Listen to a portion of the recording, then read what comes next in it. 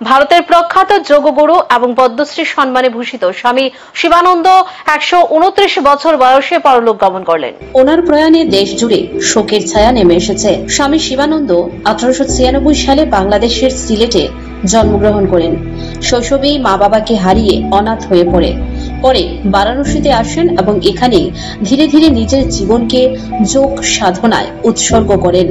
তার সরল জীবনযাপন, কঠোর ব্রহ্মচর্য, সুশৃঙ্খল খাদ্যাভ্যাস এবং নিয়মিত যোগাভ্যাসই দীর্ঘায়ুর মূল মন্ত্র ছিল বলে মনে করেন চিকিৎসক ও অনুগামীরা।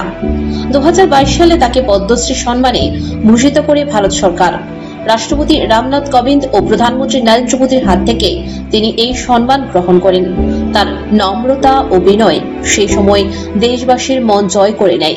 পরিবার বলতে কোনো রক্তের সম্পর্ক না থাকলেও তার অসংখ্য শিষ্য ও অনুগামী আজ শোকস্তব্ধ। স্বামীজির প্রয়াণে প্রধানমন্ত্রী সহ বহু বিশিষ্ট ব্যক্তি শোক প্রকাশ করেছেন।